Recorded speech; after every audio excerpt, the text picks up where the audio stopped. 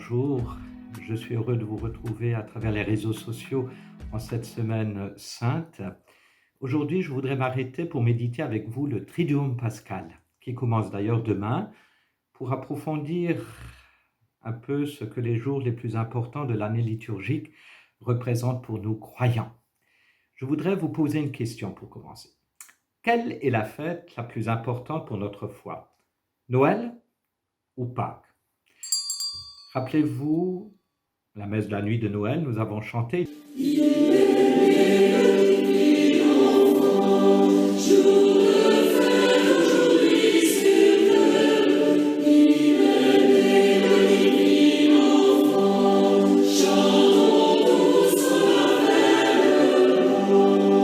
Vous me direz, ce n'est pas très original, monsieur le curé. À Noël, il y a comme ça des incontournables.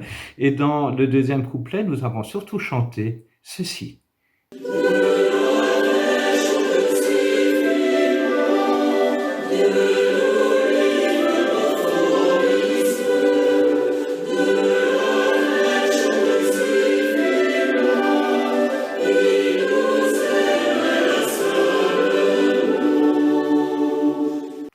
Il nous aime, oui.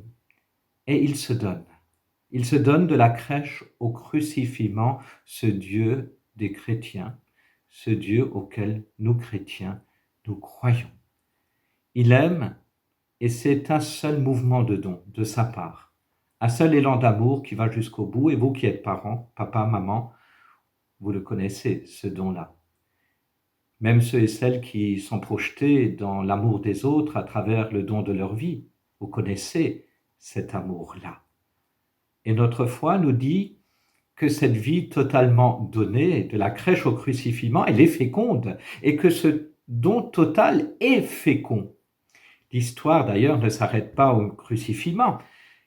Nous sommes obligés d'aller un peu plus loin dans notre foi. Jésus, il est ressuscité. Au matin de Pâques, la pierre, elle est roulée et le tombeau est vide. Il est vivant. Il est vivant.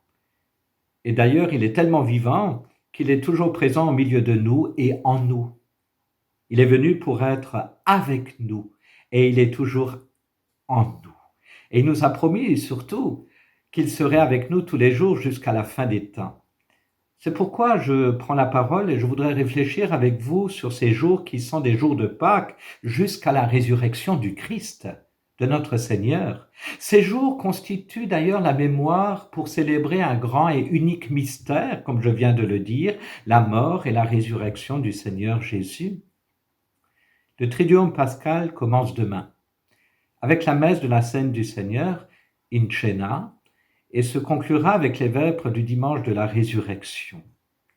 Alors que notre monde est touché de plein fouet par l'épidémie du coronavirus du Covid-19, je me rappelle avec vous ces paroles du pape François, prononcées lors de la bénédiction Urbi et Orbi du vendredi 27 mars, où ces paroles nous exhortent à faire de notre foi une réalité spirituelle solide comme le roc.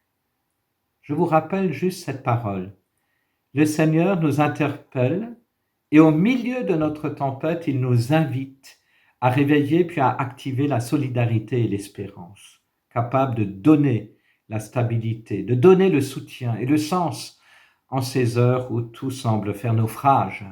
Le Seigneur se réveille pour réveiller et raviver notre foi pascale. N'éteignons pas la flamme qui faiblit, qui ne s'altère jamais, et laissons-la rallumer l'espérance.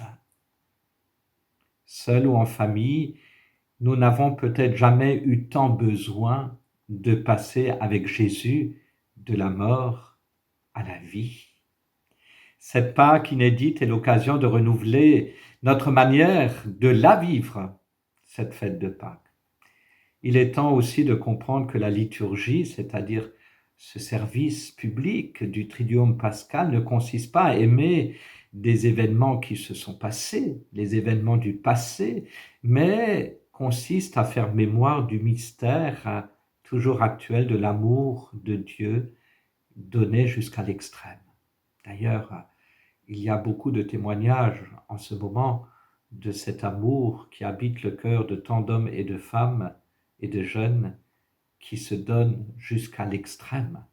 Ce mystère, d'ailleurs, vous le voyez comme moi, vous le constatez, déborde largement, je dirais, les murs des églises et nous rejoint dans notre vie. Nous pouvons donc nous y associer, nous aussi, en habitant notre quotidien avec une plus grande profondeur, une plus grande conscience également. Alors, il est temps, qu'est-ce que c'est le Triduum pascal en fin de compte?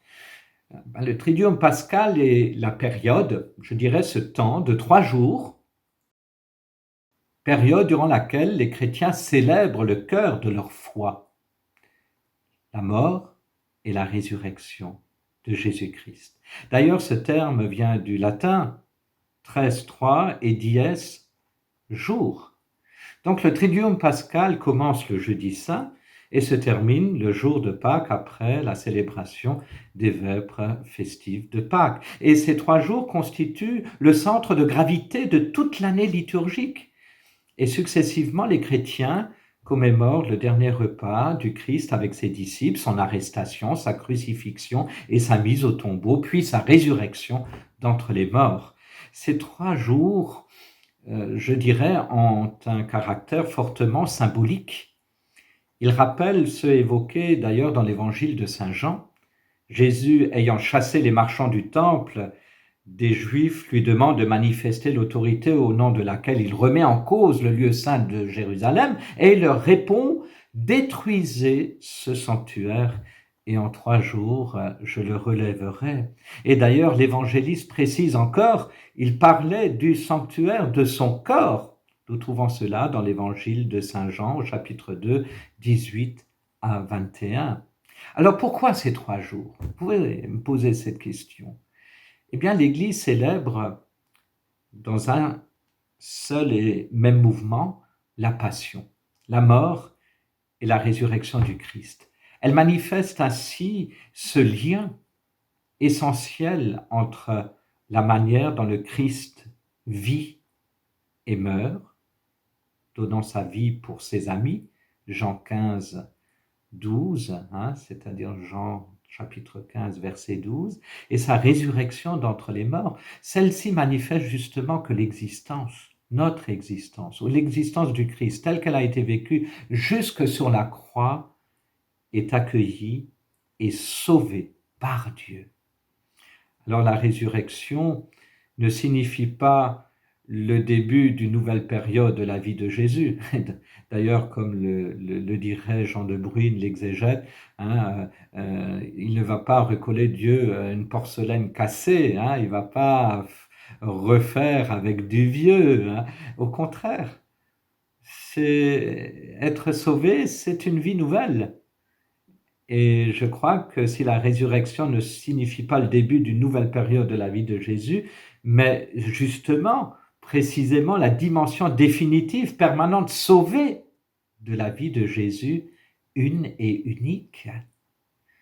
Alors, nous avons certainement à approfondir cette réalité de notre foi, même si elle n'est pas si simple. C'est pour ça qu'elle est vécue dans ces célébrations que nous vivrons cette année d'une autre manière, mais que nous vivrons toujours en Église. Ce n'est pas parce que nous sommes dans nos maisons ecclésiales que nous ne sommes pas en lien les uns avec les autres. Bien au contraire, nous retrouvons l'Église des Actes des Apôtres, l'Église des temps apostoliques. Alors, que célèbre-t-on le jeudi saint?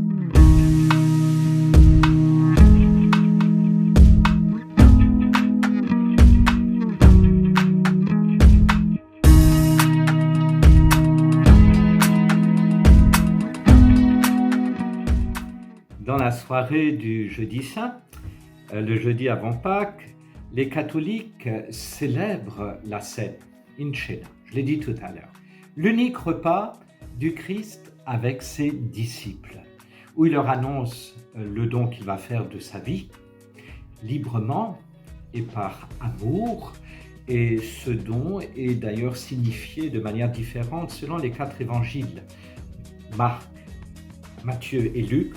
montre Jésus partageant aux 12 du pain et du vin, dont il fait les signes de son corps et de son sang livré. Dans l'évangile de Jean, il en est tout autrement. Dans l'évangile de Saint Jean, cette scène, elle est absente et le don de Jésus est traduit d'une manière fort belle au travers d'un geste que d'ailleurs nous refaisons dans nos églises, que nous redécouvrons, qui est le geste du lavement des pieds. Alors Jésus se place ainsi dans la situation de serviteur et laisse à ses disciples bien ce grand message: lavez-vous les pieds les uns des autres. Si moi je suis votre serviteur, vous aussi vous avez à être les serviteurs des uns et des autres. Alors nous trouvons cette parole dans l'évangile de Saint Jean au chapitre 13 verset 15. C'est un exemple que je vous ai donné pour que vous fassiez vous aussi comme moi j'ai fait pour vous. Alors fidèle à la mémoire du Christ, l'Église procède le soir du jeudi saint au rite du lavement des pieds et célèbre solennellement l'Eucharistie. Et à la fin de la messe, les fidèles poursuivent leur prière en accompagnant le Christ dans la nuit de son arrestation au Jardin des Oliviers. Voilà ce qui distingue les chrétiens des païens, écrira le théologien Dietrich Bonhoeffer. Ne pouvez-vous veiller 1 heure avec moi ? Demande Jésus à Gethsémani. C'est le renversement de tout. C'est le renversement de tout ce que l'homme religieux attend de Dieu. Et ce pasteur allemand, il voyait d'ailleurs le signe d'une vie chrétienne débarrassée des idoles. Dieu est impuissant et faible dans le monde, et ainsi seulement il est avec nous et nous aide. Donc il est au milieu. Il est au milieu, de temps en temps il est devant pour nous tirer, de temps en temps il est à l'arrière pour pousser son peuple, un peuple qui essaye d'être fidèle dans l'espérance et dans la foi, mais Dieu est impuissant. Et d'ailleurs, c'est parfois le sens de notre prière. Elle dit, mais où est-ce que tu es, Seigneur? Pourquoi permets-tu cela? Il y a parfois dans cette prière, comme dans les psaumes, le cri de notre colère ou de notre révolte. Et je dirais aussi, ce sont des prières. Dieu est impuissant et faible dans le monde, et ainsi seulement il est avec nous et nous aide.